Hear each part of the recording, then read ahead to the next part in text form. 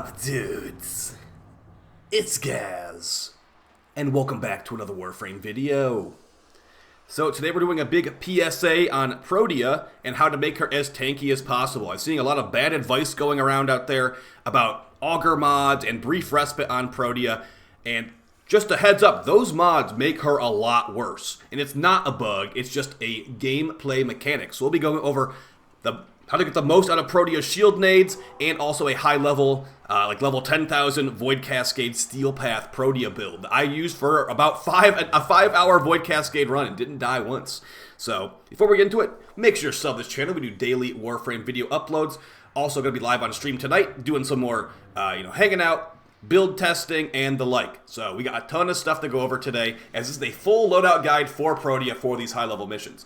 But before we get into it, what is the issue with auger mods and brief respite with Protea? What is the issue here? So the thing is, with Protea's abilities, her first ability, and this works on Protea Prime of course as well, the first ability, Shield Satellite, is going to make it where your shields, you're going to be basically get a big chunk of shields once you pick up the Shield Satellite. That's going to make it also where you get a double minimum shield gate duration. So if you just read what it says, when the shields break, a satellite is destroyed to double the minimum shield gate invincibility time. So that's all well and good. With this build that we currently have, we get 1,200 shields before multi-augmented and Matter-Eye and growing power and all that stuff. So 1,200 shields, that's like a really long shield gate, honestly. You could just stand there for a while. What does the auger mods and brief respite mods do? They give you energy depending how much, or rather they give you shields depending how much energy you spent. So it's not a bug, what we're going to be talking about today. Just a heads up. People like to try and say it's a bug. It's not. Looking at how much energy this ability costs, with this build, 38.75 energy. So we get 20%, or so we get 40% of the energy when casting the ability.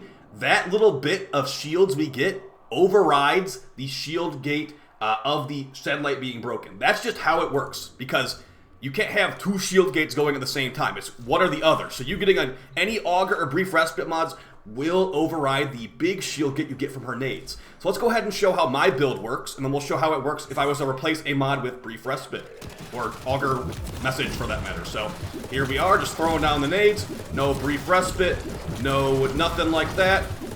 The shields do be going pretty crazy.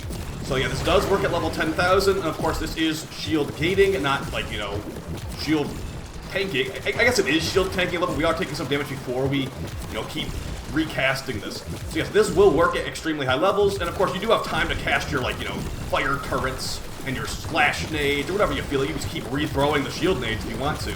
But let me show you how this works with one brief respite mod, or even an auger mod for that matter. So let me go ahead and clear out those enemies. And this could just work if I just put on brief respite instead. Let's just go ahead and not even go to the auger fail showcase I had.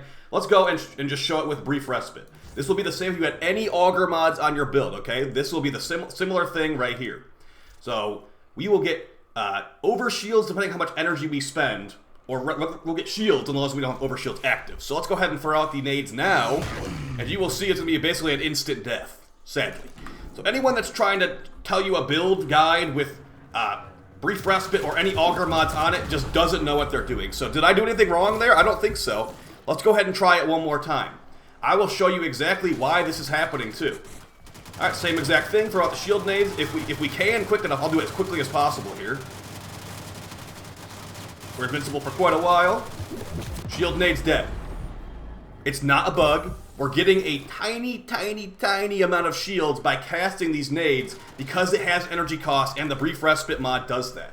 Again, it will be the exact same thing with the auger mod set as well. So you just need to make sure, as annoying as it is, no one in your squad is allowed to run the brief respite aura mod. And you, for that matter, are not allowed to run the auger mod set in any way. That includes on your pistol. That includes, wherever. I think it's just only frame and pistol mods. But yeah, you cannot run it, guys. It's not allowed unless you want to die. Alright, let's see if we took health damage there. We could have technically died there. Alright, so we throw it again. It's just overriding your shield gate.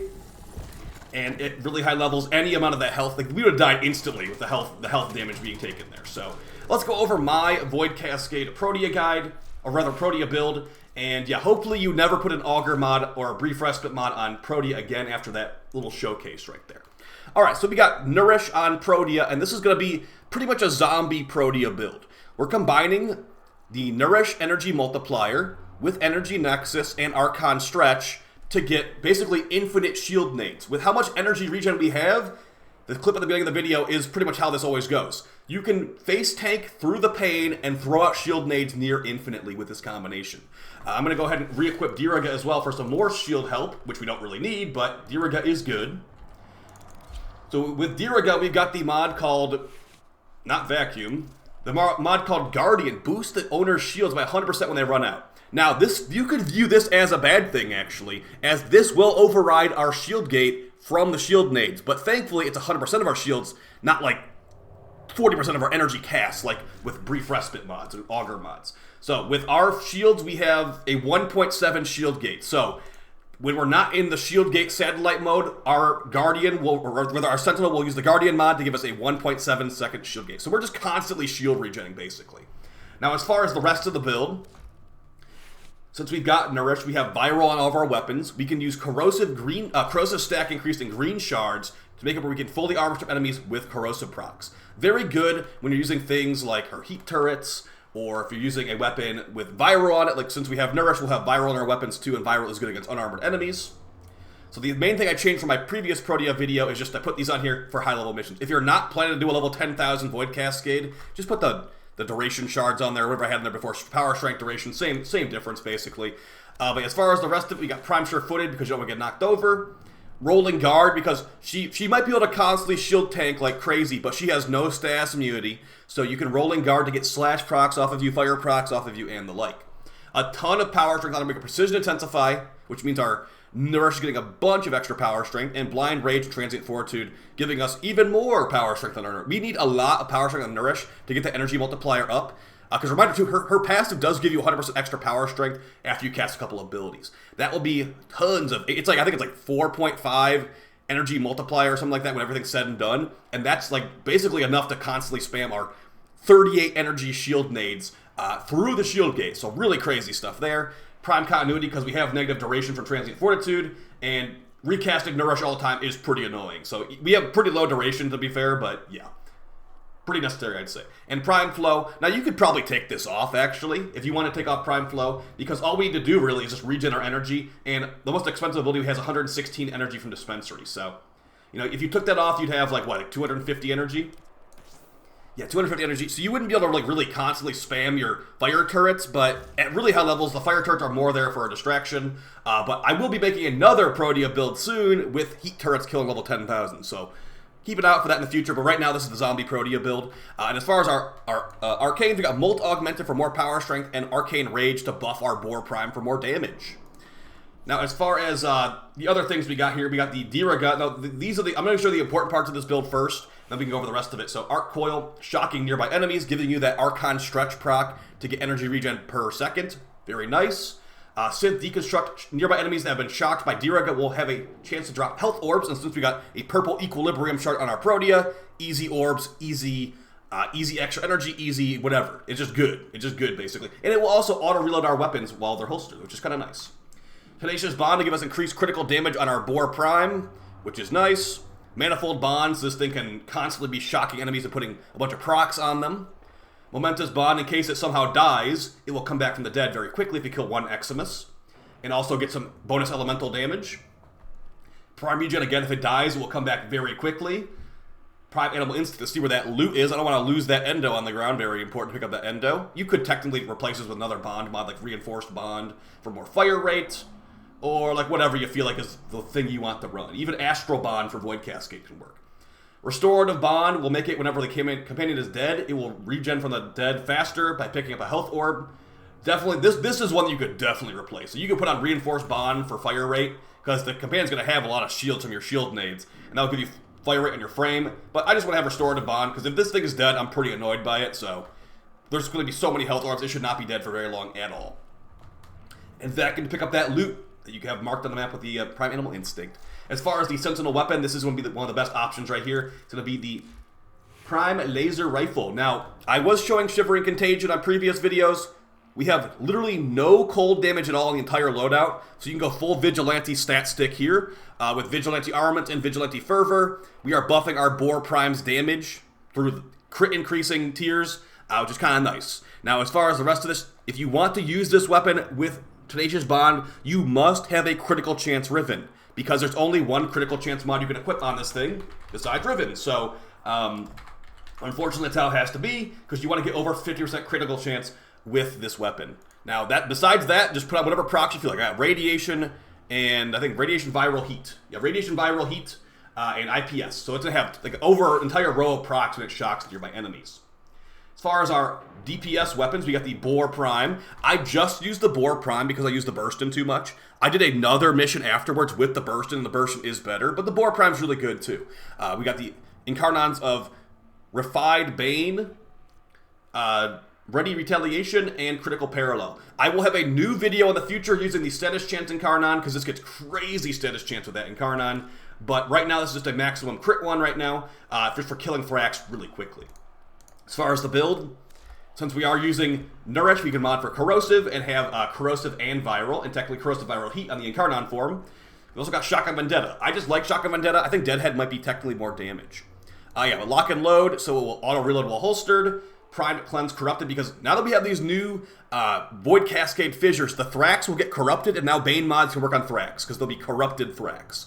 So good stuff there. And also, reminder too, the Void Cascade Fissure is always Grenier. It might say Corpus on the star chart, it's always Grenier. So if you have extra mod space, you can do Bane of the Grenier and Bane of the Corrupted to have a Bane mod for every enemy in the mission. There will never be a Corpus one unless they maybe change it someday to have it actually properly be Corpus. If you don't have a Riven, you can technically just put Vigilante Armaments in that slot instead. It will be a lot weaker.